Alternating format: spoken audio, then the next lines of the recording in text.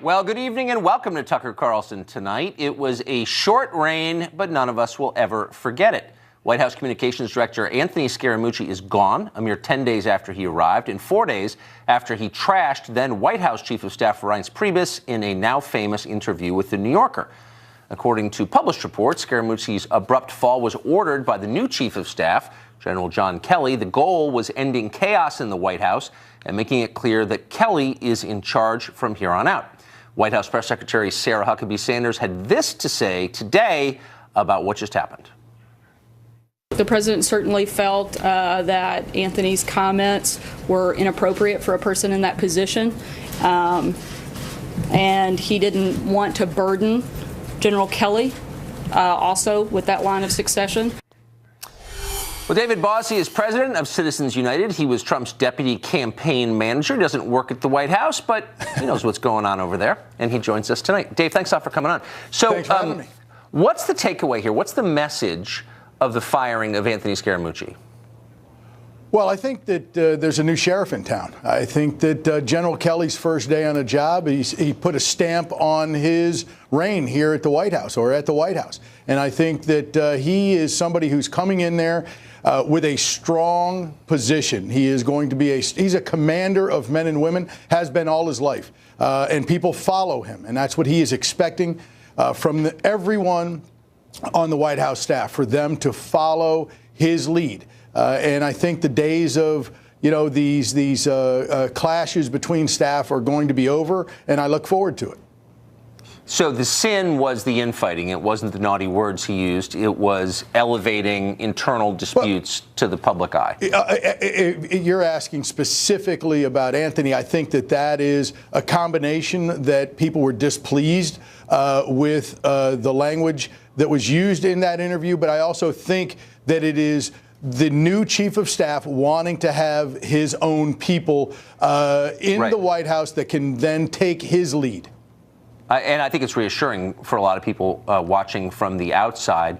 He was there less than 2 weeks, but maybe it was a kamikaze mission. He got rid of a lot of people, 3 of them. Michael Short, press aide, the White House Chief of Staff Reince Priebus, and the press secretary Sean Spicer. Any chance any of them will come back in other capacities now that Scaramucci's gone?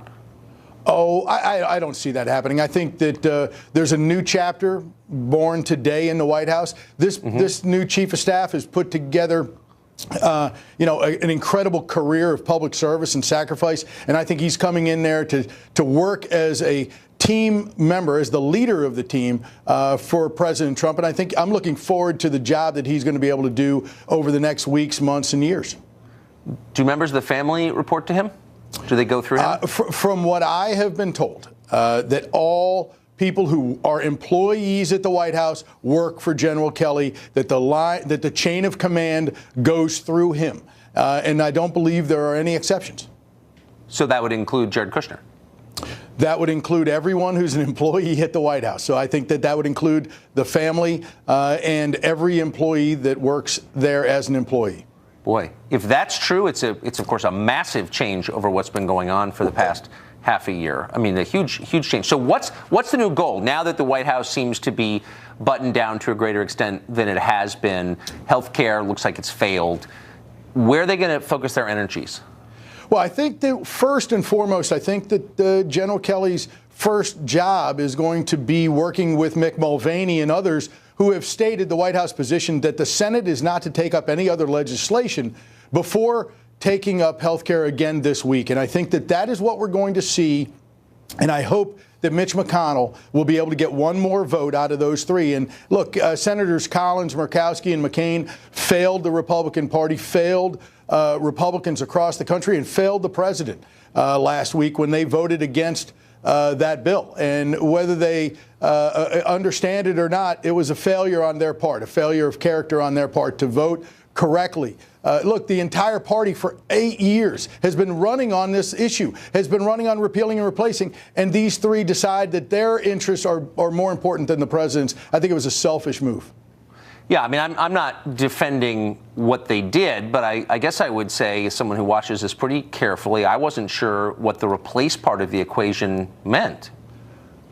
Well, I agree. I agree with that. And then, of course, it would have to go back to conference and marry up with a House bill that was very complicated as well. Nobody knew, but the point was to get it to conference, to be able to move past this issue. To be honest with you, getting to tax reform, look, let's just be clear about this. The economy is growing at 2.6% right now. The president has said we're going to get to 2.5%, 3% during the campaign, and people laughed at him.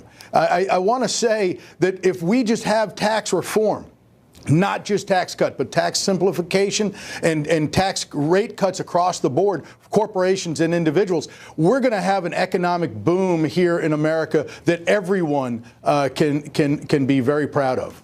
So let's say this vote fails, the third attempt at health care. How quickly will the White House regroup and focus, do you think, on tax reform? Well, they're already moving forward on tax reform. Obviously, in the House and Senate, they're working behind the scenes with members of the leadership. And I think the White House staff, led by now General Kelly and Mick Mulvaney and the legislative team of Mark Short and Rick Dearborn, are doing an amazing job. And I think that they're going to continue to work towards getting tax reform for everyone, for all Americans. Great. Last question, really quick. Where's Scaramucci going?